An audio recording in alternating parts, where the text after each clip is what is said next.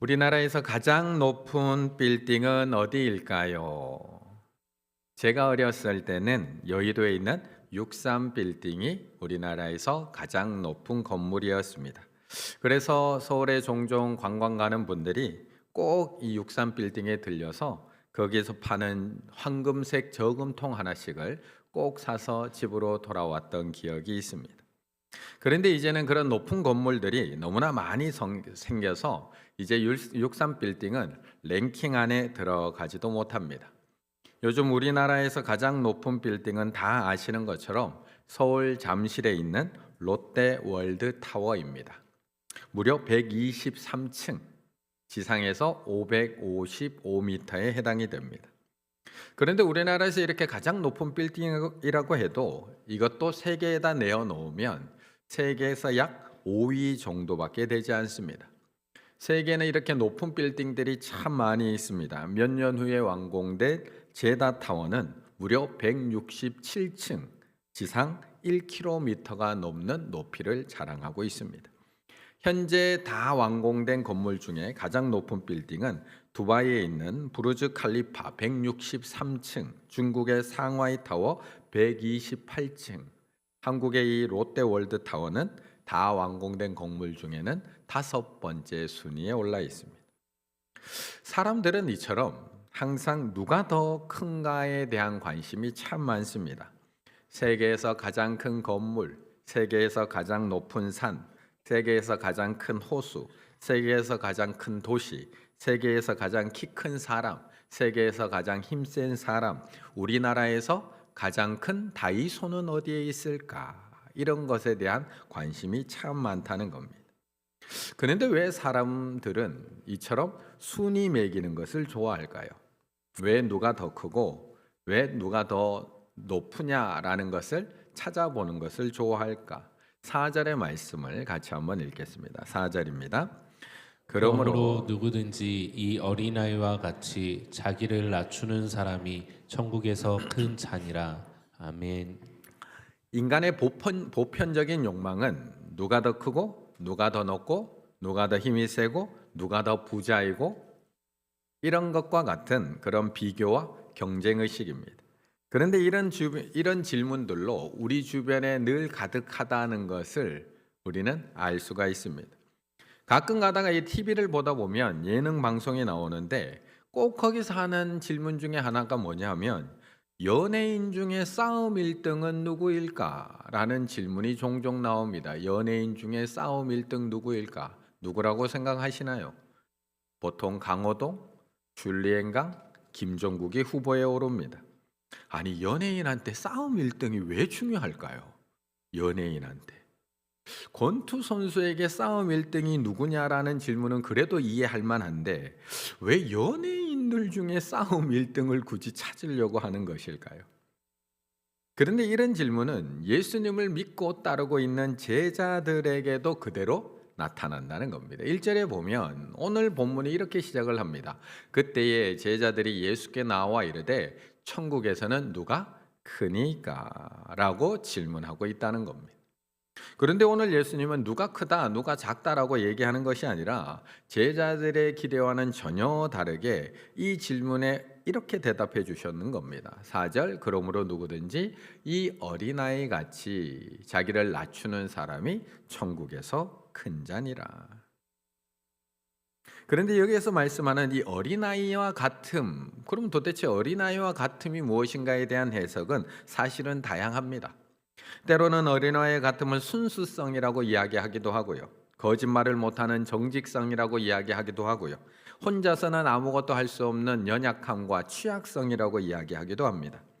그런데 오늘 본문을 4절을 가만히 읽어보면 어린아이의 특성을 명확하게 우리에게 이야기해 줍니다. 어린아이와 같이 자기를 낮추는 사람, 어린아이와 같이 자기를 낮추는 사람, 낮추다, 타페이노라고 해서 자신을 비천하게 여기다, 멸시하다, 굴욕당하다라는 뜻을 가지고 있습니다.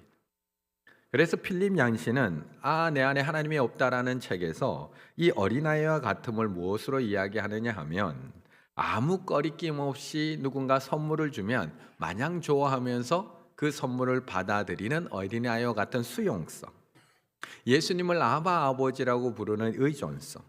그리고 도저히 이해할 수 없는 상황에서도 부모님이 하라고 하면 끝까지 그 부모님을 신뢰하며 따라가는 신뢰성을 어린아이 같음이라고 이야기합니다. 수용성, 의존성, 신뢰성. 우리 어른들은 항상 내가 뭘 좀 안다고 생각을 합니다. 그래서 예수님을 필요로 하지 않습니다. 예수님의 말씀과 능력을 그대로 받아들이지 못합니다. 예수님의 모든 말씀을 우리의 기준으로 판단하고 비난하고 정죄하고 나중에는 예수님을 죽이려고까지 합니다. 하지만 어린아이 같음은 모든 것을 그대로 받아들이는 수용성이 있다는 겁니다. 날마다 허락해 주시는 이 하루하루를 감사함으로 받아들입니다.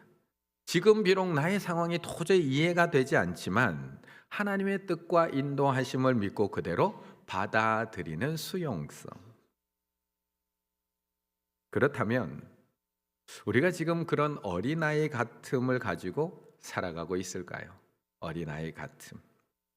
지금 우리가 하나님의 인도하심을 그렇게 믿음으로 신뢰하고 온전히 받아들이고 있을까요? 지금 나의 상황이 이해가 되시나요? 내가 더 건강해져서 더 많은 일을 감당해야 되는데 아무것도 할 수 없게 만드시는 하나님이 이해가 되시고 받아들여지시나요? 내가 이만큼 열심히 노력하고 기도했으면 모든 일이 다 잘 돼야 될 텐데 자녀들은 더 믿음 안에서 잘 자라줘야 되는데 내 마음대로 안 되게 하시는 하나님, 어떨 때는 한없이 초라하게 만드시는 하나님이 인정되고 받아들여지고 순종하실 수 있으신가요? 그래서 예수님은 점점 높아지려고만 하는 제자들, 점점 자신들의 생각이 더 옳다고 고집하는 제자들, 낯선 곳을 향해서 걸어가시는 예수님을 인정하지 못하는 제자들, 심지어 십자가를 향해 걸어가시는 예수님의 앞길을 막아서고 절대 갈 수 없다라고 외치는 제자들에게 한 어린아이들을 데려다가 그 앞에다가 세우고 계시는 겁니다. 2절의 말씀 같이 읽습니다. 2절입니다. 예수께서 한 어린아이를 불러 그들 가운데 세우시고. 아멘. 예수님은 누가 더 크냐라고 질문하는 이 어린 석은 제자들과 우리들 앞에다가 오늘 이 어린아이들을 하나를 데려다가 세우십니다. 다들 나름대로 스스로 높다고 생각을 하고 있습니다. 나 그래도 신앙생활 그래도 잘하고 있다라고, 이 정도면 좋은 신앙이라고 생각합니다. 이 정도면 꽤 괜찮게 신앙생활하며 살아가고 있다고 생각하는 이 사람들 앞에다가 한없이 약하고 한없이 힘없고 한없이 낮고 한없이 보잘것없는 이 아이들을 갖다가 떡하니 세우십니다. 2절, 예수께서 한 어린아이를 불러 그 가운데 세우시고. 세우다, 시스템이 두다, 세우다, 지명하다, 오게 하다. 마치 이 어린아이를 스스로 자신이 더 크다고 생각하는 제자들 앞에 교사로 세우듯이 세워놓고 있는 겁니다. 우리의 스승으로 지명해서 불러다가 세우십니다. 그리고 제자들이 배워야 될 그 천국의 원리를 이 한 어린아이를 통해서 깨닫게 하고 계십니다. 그렇다면 우리에게 이 자녀들 다음 세대는 어떤 존재인가요? 이 자녀들은 우리에게 어떤 존재인가요? 교회에서 교회 학교 아이들은 어떤 존재라고 생각하시나요? 우리는 늘 이 아이들을 보호의 대상으로 생각합니다.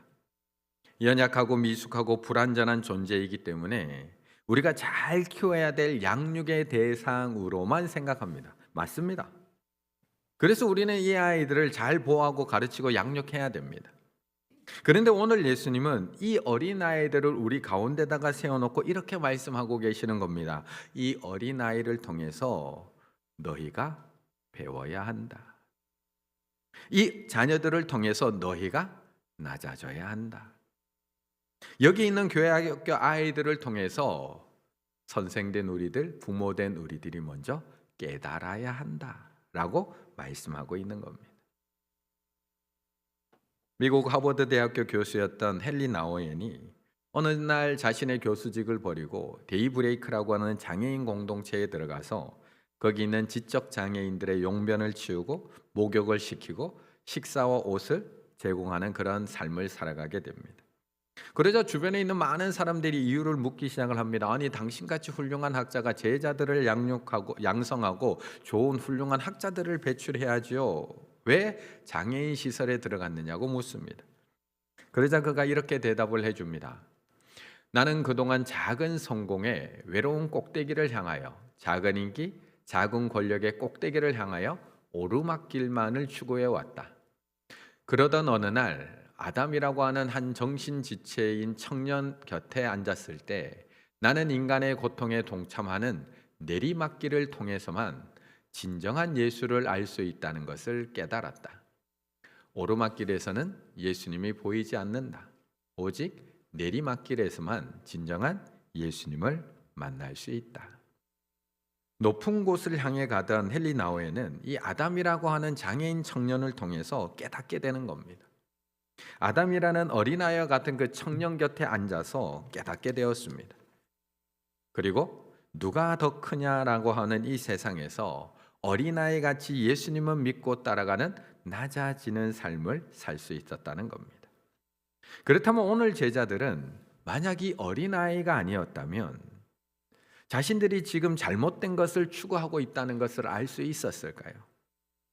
예수님이 이 어린아이를 통해서 우리에게 가르쳐 주시지 않았다면 자신들이 지금 잘못된 방향을 향해 걸어가고 있다는 것을 깨달을 수 있었을까요? 우리는 아닐까요? 정말 우리에게 저 아이들을 양육할 의무만 있는 것일까요? 하나님 안에서 함께 지어져 가는 것이 가정이고 교회인데 정말 우리에게 아이들을 일방적으로 키워야 될 책임만 우리에게 주신 걸까요? 아닙니다. 하나님은 저 아이들을 보면서 우리도 배우길 원하십니다. 내가 얼마나 부족한 사람인지를 배우길 원하십니다. 내가 누군가를 가르치고 보호하고 양육할 능력이 없는 무능한 사람이라는 것을 깨닫기 원하십니다. 저 아이들을 보면서 나는 정말 뭐든지 잘해내는 사람인 줄 알았는데 아이들을 키우다 보면 정말 내가 내 감정 하나 컨트롤하지 못하는 정말 연약한 사람이라는 것을 아이들을 보면서 고백하길 원하십니다. 그리고 저 아이들처럼 하나님 앞에서 하나님 저 아무것도 할 수 없는 너무나 연약한 사람이에요 라는 것을 인정하고 하나님만 의지하고 하나님만 신뢰하고 하나님만 붙들며 살아가기를 원하고 계시다는 겁니다. 그래서 하나님은 우리에게 이 귀한 아이들을 주셨습니다. 단순히 일방적으로 아이들을 돌보고 보살피고 양육하라고 주신 것이 아니라 아이들을 보면서 아이들을 키우면서 배우라는 겁니다. 깨달으라는 겁니다. 그리고 하나님을 의지하라는 겁니다. 부모된 우리들을 살리고 성숙시키기 위해서 어린아이들을 우리 가운데 세워 주셨다고 말씀하고 있는 겁니다. 3절의 말씀을 함께 읽습니다. 3절입니다. 이르시되 진실로 너희에게 이르노니 너희가 돌이켜 어린아이들과 같이 되지 아니하면 결단코 천국에 들어가지 못하리라. 아멘. 지금까지 제자들은 예수님을 잘 따라가고 있다고 생각하고 있습니다. 지금까지 제자들은 자신들이 바른 믿음을 가지고 예수님을 잘 쫓아가고 있다고 스스로 믿고 있었습니다. 그래서 예수님께 너무나 당당하게 찾아오는 겁니다. 그리고 예수님한테 조금의 부끄러움도 없이 묻는 겁니다. 천국에서 누가 크니까라고 부끄러움 없이 묻습니다. 그러자 예수님은 한 어린아이를 그 가운데 세워놓고 이렇게 대답합니다. 이르시되 진실로 너희에게 이르노니 너희가 돌이켜 어린아이들과 같이 되지 아니하면 결단코 천국에 들어가지 못하리라. 너희가 돌이켜. 그렇다면 제자들이 지금 잘 가고 있었다는 건가요? 잘못 가고 있었다는 건가요? 지금 예수님을 제대로 제자들이 따라가고 있었다는 건가요? 아니면 잘못된 믿음을 가지고 따라가고 있었다고 하는 건가요? 만약 이 어린아이들이 없었다면 그러면 최종적으로 제자들은 어떻게 되었을까요? 이 어린아이들을 보고 자신을 돌아보지 않았다면 이들의 종착지는 어디였을까요? 결단코 천국에 들어가지 못하리라고 말씀하셨는데 만약 이 어린아이들을 보고 깨닫지 못하고 돌아서지 않았다면 천국에 들어갈 수 있었을까요? 우리들은요. 우리는 지금 예수님을 잘 따라가고 있을까요? 더 크게, 더 높이, 더 많이 가지는 길이 아니라 정말 어린아이들처럼 하나님을 더 신뢰하고 더 의지하고 더 낮아지고 더 순종하면서 예수님을 지금 잘 따라가고 있을까요? 그럼 우리에게 이 자녀들이 없었다면 우리들은 어떻게 되었을까요? 우리 충일교회 이 교회 학교 아이들이 없었다면 우리는 어떻게 되었을까요? 제자들하고 똑같지 않았을까요? 더 크다, 누가 더 높다, 누가 더 똑똑하다. 예수님 따라가면서 오늘도 우리는 다투고 있지 않았을까요? 우리는 우리가 자녀들을 키운다고 생각하고 있지만 어쩌면 하나님은 이 자녀들을 통해 부모된 우리를 성숙시켜 가고 계십니다. 우리는 우리가 자녀들을 양육한다고 생각하고 있지만 어쩌면 하나님은 이 자녀들을 통해 우리를 다듬어 가고 계십니다. 우리는 우리가 다음 세대를 살린다고 생각하는데 어쩌면 하나님은 저 교회 학교 아이들을 통해서 우리 충일교회를 더 새롭게 만들어가고 계시는 줄로 믿습니다.